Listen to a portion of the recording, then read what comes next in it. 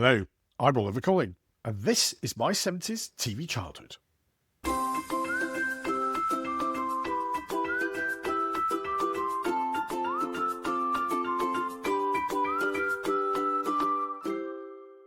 Hello there, and welcome back to my 70s TV childhood, the podcast that helps you work, rest and play while indulging in a hearty slice of nostalgia. Officially approved for kids, grown-ups and really anyone who remembers when we only had 3 TV channels, a test card and the occasional power cut to keep us on our toes. As the name gives away, not very subtly I'll admit, we take a joyful wander back to the lava-lit wonderland of 1970s Britain, a time when flares flapped in the wind, school milk was lukewarm at best, until Mrs. Thatcher put a stop to that by taking it away, of course, and the telly ruled the living room, especially before and after tea. If you're joining us for the first time, a very warm and nostalgic welcome to you. And if you've been with us since the beginning, thank you from the bottom of my nylon-shirted heart. You are the stars of the show, polyester and all. A big shout out to everyone who's been in touch recently, whether you've left a comment on our blog at www.my70stvchildhood.com, sent a message on Twitter/X, Facebook, LinkedIn, YouTube, or watched us on our all-new Instagram feed. Oh yes, or gone properly old school and fired off an email to oliver@my70stvchildhood.com. Your messages range from the touching to the downright hilarious, often both at once. A bit like an episode of Some Others Do Have 'Em, perhaps. Or perhaps not. Now, quite a few of you told me that you stumbled across the podcast by accident, binged all 180-odd episodes, and then helpfully reminded me that I've contradicted what I might have said in episode 12. Fair enough. Bang to rights. I can't remember what I had for tea yesterday, let alone what I said 5 years ago. But most of all, what that shows is that, because I try and do most of these podcasts from what I remember of certain times and certain TV shows, it is open to huge errors. Things I swear I remember from 50 plus years ago may not be correct. And that, I think, is the great thing about nostalgia. We all remember things slightly differently. But honestly, hearing your stories and memories is what makes all the late night editing, endless cups of tea and plumbing the depths of my memory for obscure 70s trivia worth every minute. So thank you from the bottom of my heart. You're keeping the spirit of the 70s alive, one TV theme tune at a time. Today's episode is inspired by a recent business trip I took, where I got to the hotel quite late at night and wanted to wind down a bit after my travels, so I turned on the television. As usual, there were lots of channels with, to be honest, not much on, but then I happened on a channel that was showing classic movies, and the film Magic with Anthony Hopkins was on. Now, if you've seen the film, you know it's quite unsettling, and it features a ventriloquist with serious mental health issues, as I think we call it today, who gets taken over by the personality of Fats, his ventriloquist dummy, who persuades him to become a murderer. You have to see it if you haven't seen it. Now, I saw this when I was quite young, and there really is a very frightening part in that, where the dummy's eyes appear to move independently from Anthony Hopkins, suggesting that perhaps it's not just him being mad, but the dummy may well be alive, rather than just being the extension of Hopkins's madness. It got me thinking about ventriloquists and their dummies, and we had lots of those on TV in the 1970s, like Ray Allen and Lord Charles, who were a fairly old-fashioned pair, with Ray as the straight man to Lord Charles, a fairly raffish aristocrat, who appeared to like living the high life. We also had the American acts Shari Lewis and Lamb Chop, who appeared inexplicably, in my view, on lots of British TV shows in the 1970s. As you can probably tell, I really didn't care for Lamb Chop. Perhaps, to be fair, it was because of cultural differences between the US and UK. Maybe. But more likely, it was because they were truly awful. Alongside the ventriloquists, we also had double acts, where the partner didn't even speak. So I suppose, like ventriloquists, without the bother of having to learn how to throw your voice. So we have Bernie Clifton in his comedy Ostrich, and Bob Carroll-G's on Tiswas with Spit the Dog, who were both extremely good value in their own right. But for me, the most memorable double act was a slightly odd man and his Australian bird. So for the rest of today's episode, we're taking a wild, feather-ruffling ride back to one of the most popular but slightly bizarre double acts in British television, Rod, Hull and Emu.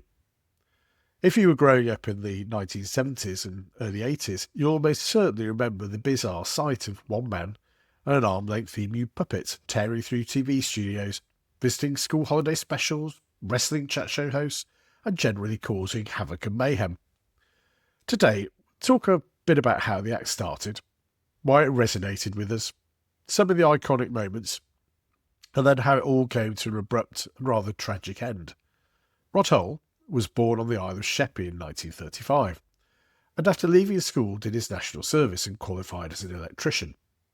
He then went off to try and find his fortune in Australia, as many did in the 50s and 60s, and got a job as a lighting technician with Channel 9 TV in Sydney. He somehow managed to get onto the other side of the camera and became a regular in a show called Caper Cops, a children's TV comedy programme playing a character called Constable Clot. The character became popular, and he moved to a children's breakfast TV show called The Super Flying Fun Show, and it was on this show that Emu made his first appearance. Now, there is a bit of controversy about how Emu came into being. According to some accounts, including the 2003 Channel 4 documentary Rod Hull, A Bird in the Hand, states that, in fact, Emu was a Channel 9 creation, whereas other sources cite a Channel 9 producer, Jim Badger, who said that he'd requested a reluctant Hull to use Emu. Rod Hull claimed Emu was entirely his own creation, saying, "Sure, I found him in a cupboard, but I put him there in the first place. I concocted him, nobody else." Anyway, whoever was responsible, the bird subsequently became a regular part of Hull's set on cabarets back in the UK and Australia, and also the factor which transformed Rod Hull from jobbing cabaret and TV artist into proper stardom. Rod Hull returned to Britain in 1971 and built upon his Australian success to appear on various children's TV and adult variety shows as the guest artist. He and Emu brought something a bit different. A shambling, rather put-upon man seemingly controlled by this slightly disreputable emu under his arm. Shades of the film Magic there, perhaps. But the pair's big break was to come in 1972, when they were booked to appear on the Raw variety show, where Rod and Emu did a slapstick routine which ended up with Rod, Emu and Dickie Henderson, who was very big at the time, rolling around on the stage to gales of laughter from the audience. Warren Mitchell, then a huge star on TV as Alf Garnett in Till Death Us Do Part, remembers it well. We were chosen, the cast of Till Death Us Do Part, to do the command performance. Johnny Spate wrote a very funny sketch. And who was on before us at the command performance, dragging Dickie Henderson all over the stage, and the audience wasn't laughing, my dear, they were howling. I've never heard laughter like it in the Palladium, and we've got to follow him. It was amazing.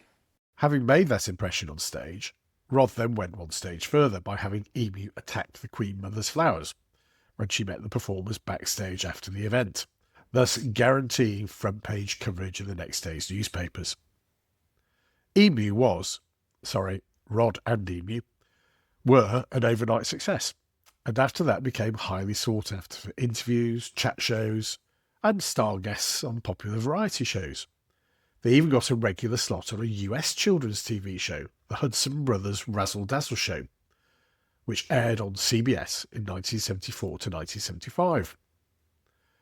1975 also brought a big breakthrough for the pair when they finally got their own BBC TV show, Emu's Broadcasting Company, which featured the pair running their own TV channel, EBC One.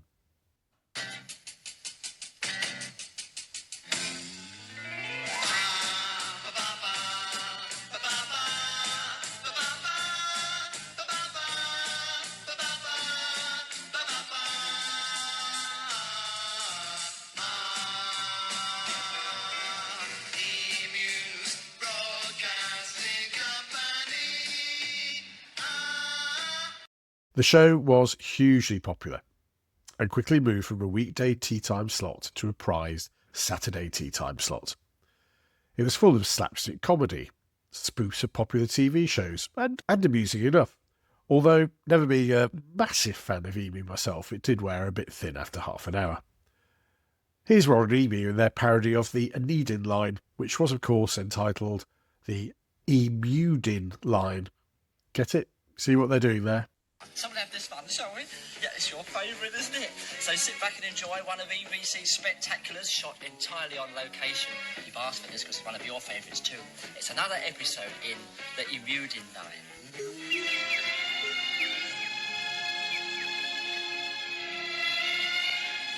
Mr. Baines! Mr. Baines! I'll be here, Mr. Emudin, sir. There you are, Mr. Baines. Is everything ready? We sail on the evening tide. What, do you mean to tell me you've got a cargo for the old Charlotte Ruse? That's it, and this means we can pay off all our debts and we'll be in the clear once more. I hope it's better than that last cargo we had. All them sticks Canes, Baines. and pipes. Drains, Baines. They was dirty, and I got covered all over in... Stains, Baines. No, this is a cargo of kitchen utensils bound for London docks. How did you manage to get such a wonderful cargo for the old Charlotte Ruse, sir? Wasn't there any competition from them steamships? There certainly was competition from them steamships, Mr. Baines, but I got this wonderful cargo by saying that we could get the cargo to London docks in 4 days. And if we don't? If we don't, we lose everything. The old Charlotte Ruse, you, me, him, the Emudin line, all gone. That's a very tight schedule, sir. But if anyone can do it, you can, sir.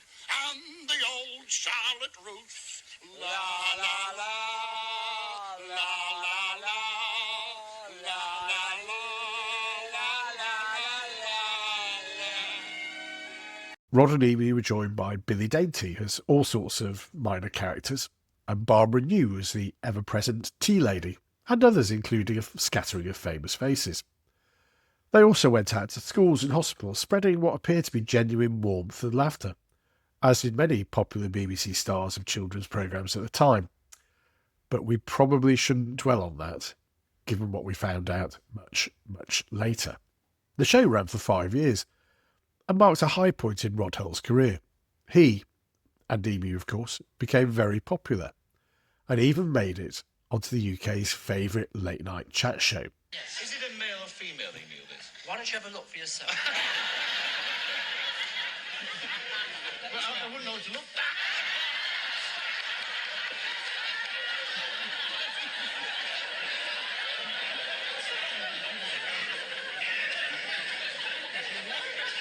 It looks like some interview last week. What's that?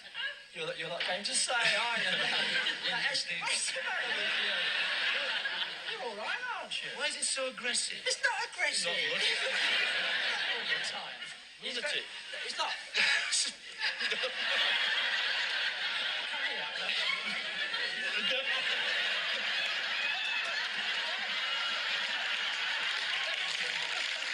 Michael Parkinson often said he'd be remembered as the man with that bloody bird, and the scene does have a very special place in our 70s folklore.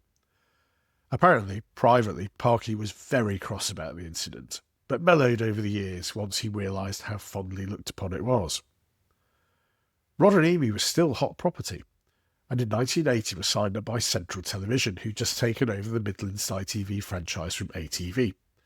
They started a new show, Emu's World, which took them into a new world for children where they lived in a pink windmill. Of course they did. And had a constant battle against the evil green witch Grotbags.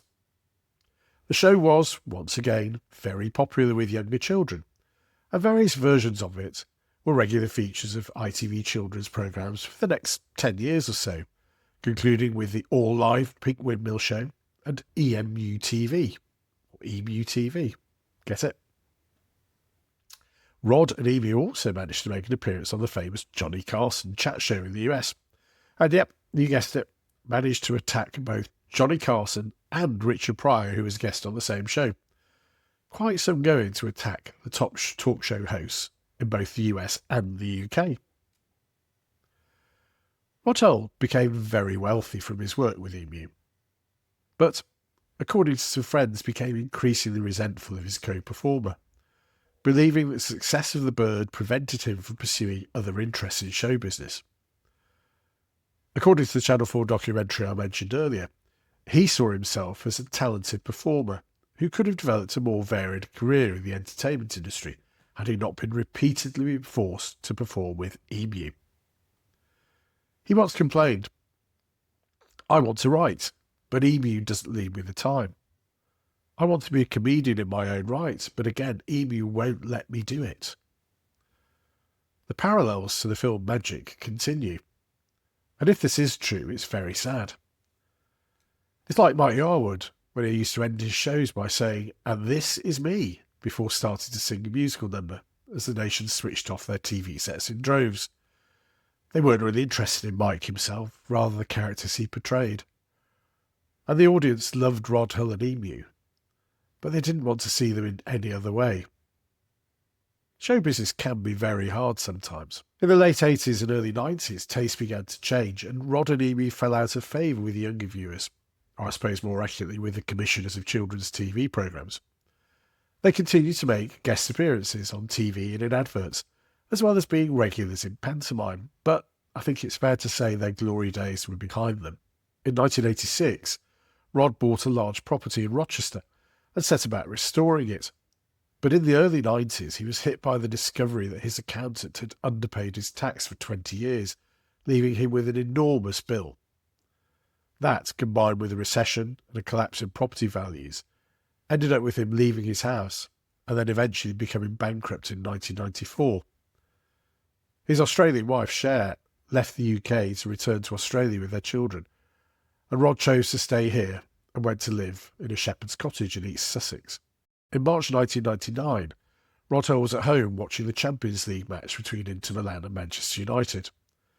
The first half was spoiled by interference on the channel, so at half-time he climbed onto the roof of the house to try and fix the receiver. He slipped and fell off the roof and was pronounced dead on arrival when he was taken to the nearest hospital. What a tragic end for a man who, together with his constant companion Emu, had brought so much pleasure to so many people.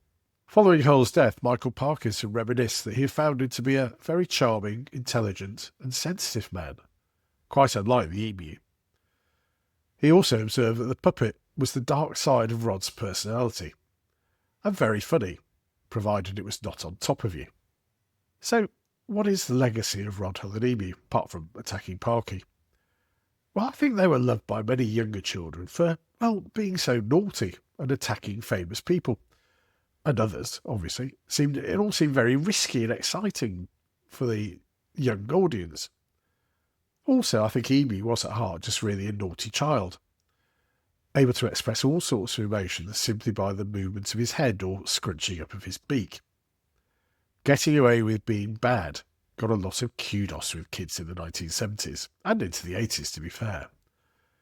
Given what we show to children today, it all seems very innocent, but it still raises a smile.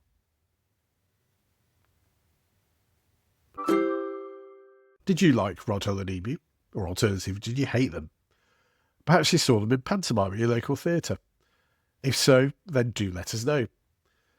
As I mentioned earlier, you can get in touch by leaving a comment on our blog at www.my70stvchildhood.com or our Facebook, YouTube, Instagram, Twitter/X or LinkedIn pages.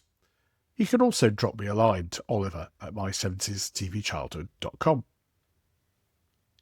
Thank you for joining this trip back to the chaotic, feather-flapping world of Rod, Hull and Emu. For those of us who grew up in the 1970s, it was silly, unpredictable, a little bit anarchic, and absolutely unforgettable. If you enjoyed this episode, please tell your friends. And also, we'd be really grateful if you could subscribe, like, rate and review us wherever you get your podcasts. We will be back next week with another of our 70s TV trivia themed quizzes. Oh, and don't forget to send us your questions for our Christmas special quiz, where all questions come from our listeners. They don't need to be Christmas related, but we do need them by the 30th of November. Send them in to quiz@my70stvchildhood.com, and we will try and use as many of our listeners' questions as we can in our pre-Christmas quiz. We'll also be back in a fortnight with our next regular episode. Until then, take care, try not to become a murderous extension of your ventriloquist dummy, and join us again soon for more from My 70s TV Childhood.